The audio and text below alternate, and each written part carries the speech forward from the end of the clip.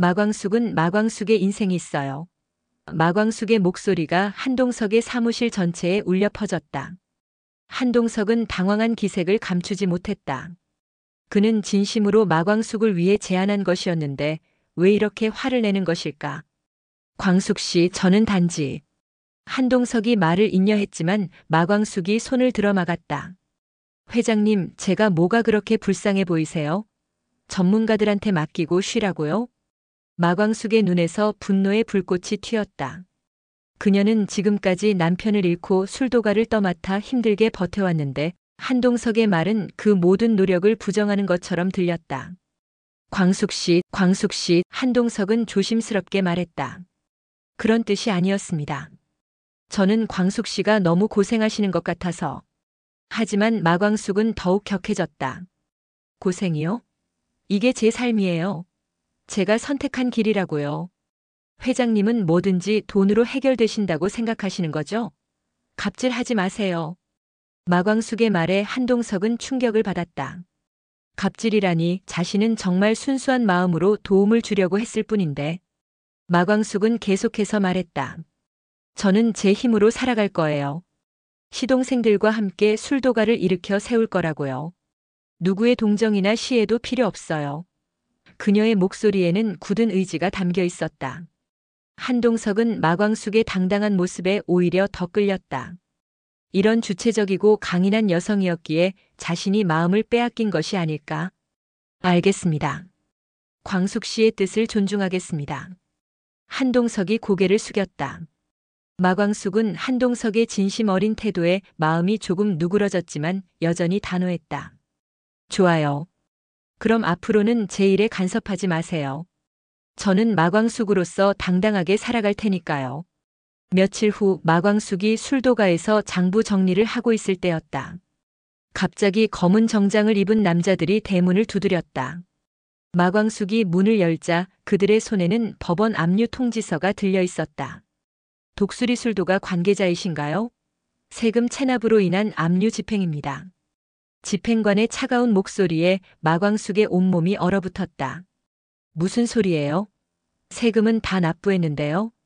집행관이 서류를 내밀었다. 작년부터 체납된 부가세와 소득세가 총 3억 원입니다. 그리고 이것과는 별도로 대출금 5억 원에 대한 담보권 실행도 함께 진행됩니다. 마광숙은 그 순간 다리에 힘이 빠져 벽에 기댔다. 8억 원이라는 거액의 빚이 있다는 것을 이제야 알게 된 것이다. 그게 무슨... 장수가 언제 그런 대출을... 그녀의 목소리가 떨렸다. 오천수와 오흥수, 오강수가 급히 달려왔다. 상황을 파악한 오천수의 얼굴이 창백해졌다. 큰형이 우리 몰래 이런 일을... 오강수는 믿을 수 없다는 듯 고개를 저었다. 큰형은 그런 분이 아니셨는데요. 집행관들이 술도가 곳곳에 압류 딱지를 붙이기 시작했다. 발효 탱크부터 시작해서 양조 장비, 심지어 사무용품까지 모든 것에 붙였다. 40년 넘게 이어져 온 독수리 술도가의 역사가 한순간에 멈춰 서는 것 같았다. 마광숙은 절망감에 사로잡혔다. 지금까지 자신이 얼마나 무모했는지 깨달았다. 아무것도 모르는 채로 술도가를 운영한다고 큰 소리쳤지만 결국 이런 참담한 결과를 맞게 된 것이다. 그때 독고탁이 나타났다. 그의 얼굴에는 만족스러운 미소가 떠올라 있었다. 이런 독수리 술도가가 이 지경이 됐군요. 참 안 됐어요. 독고탁의 말투에서 가짜 동정이 묻어났다. 당신이 여기 왜 와요?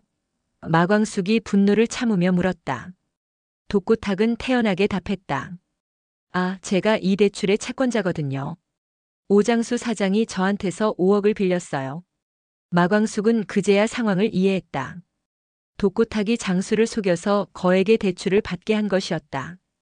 당신이 우리 남편을 속인 거군요. 마광숙의 목소리가 분노로 떨렸다. 독고탁은 느긋하게 서류를 꺼내 보였다. 속이다니요. 정당한 사업 계약이었습니다. 수출 확대를 위한 투자금이었죠. 계약서에 오장수 사장의 서명과 도장이 다 있어요. 오천수가 서류를 받아보더니 절망적인 표정을 지었다. 이거 진짜 큰형 서명이에요. 장수의 정직한 성격을 이용해 독고탁이 교묘하게 속인 것이 분명했지만 법적으로는 완벽한 계약서였다. 독고탁이 마광숙을 보며 말했다. 물론 저도 인정 많은 사람입니다. 좋은 해결책이 있어요. 그의 눈에 교활한 빛이 스쳤다. 우리 딸 세리가 범수 씨를 좋아한다고 하더군요. 두 사람이 결혼하면 이 빚은 없던 일로 하죠.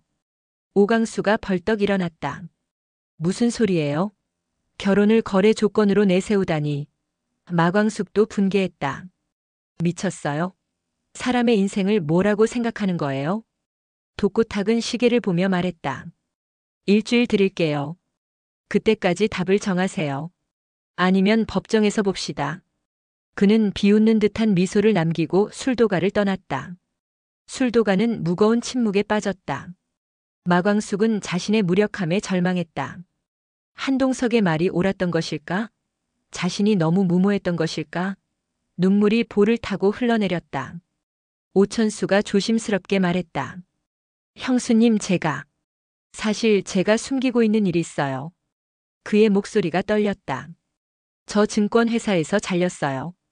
2년 전에요. 마광숙은 고개를 들었다. 뭐라고요? 오천수는 고개를 숙이며 말했다. 억울한 일을 당해서 해고됐어요. 지금은 고시원에서 살고 있어요.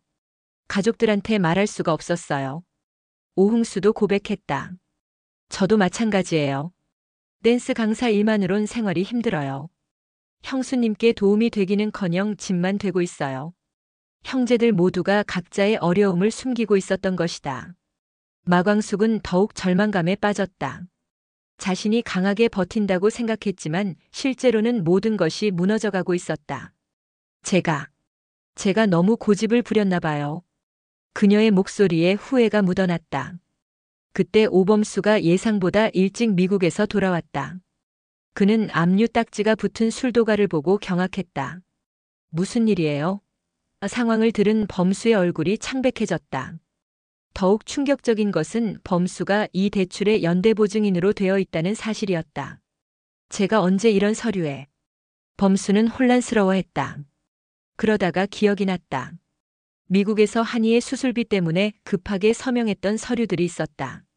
미안해요. 모든 게 제 잘못이에요. 범수가 고개를 숙였다. 딸의 수술비 때문에 급하게 서명했는데 그때 독고탁이 속인 것 같아요. 마광숙은 더 이상 견딜 수 없었다. 모든 것이 무너져 내리는 것 같았다. 한동석의 말이 맞았다. 자신은 너무 무모했고 결국 모든 사람에게 피해만 끼쳤다. 그날 밤 마광숙은 홀로 술도가에 앉아 눈물을 흘렸다. 장수의 영정 앞에서 그녀는 중얼거렸다. 여보, 미안해요. 제가 술도가를 지키겠다고 큰소리쳤는데 결국 이 꼴이 됐네요. 그때 한동석이 조용히 들어왔다. 그는 마광숙의 어깨에 손을 올리며 말했다. 광숙 씨, 혼자서 모든 걸 짊어지려고 하지 마세요. 마광숙은 고개를 들어 한동석을 바라봤다. 그의 눈에는 진심 어린 걱정이 담겨 있었다. 회장님이 옳았어요. 제가 너무 고집을 부렸어요. 마광숙의 목소리가 떨렸다. 한동석은 고개를 저었다. 아니에요. 광숙 씨의 의지와 열정은 틀리지 않았어요. 다만 혼자서는 힘든 일이었을 뿐이에요. 한동석이 진지하게 말했다. 이제 제가 나서겠습니다. 독고탁의 불법적인 거래 행위를 반드시 밝혀내겠어요.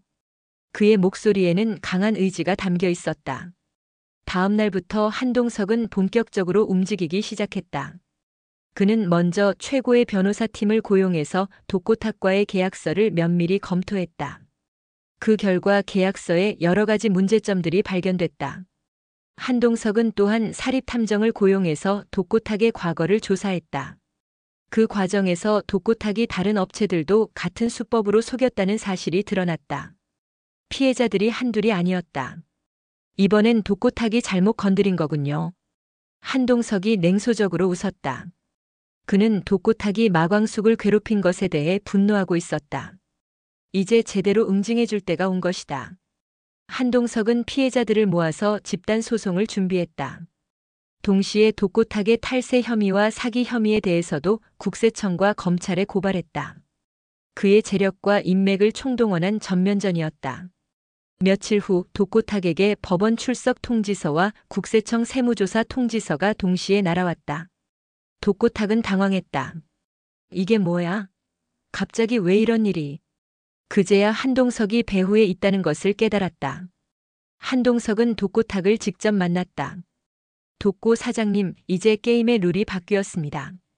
한동석의 목소리는 차가웠다.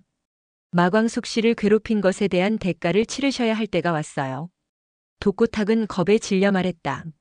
한 회장님, 제가 뭘 잘못했다고. 한동석이 서류들을 내밀었다. 사기, 탈세, 횡령. 죄목이 한두 개가 아니네요. 이대로 가면 최소 10년은 감옥에서 보내실 것 같은데요. 독고탁의 얼굴이 창백해졌다. 그럼 어떻게 하면? 한동석이 차갑게 웃었다. 간단해요.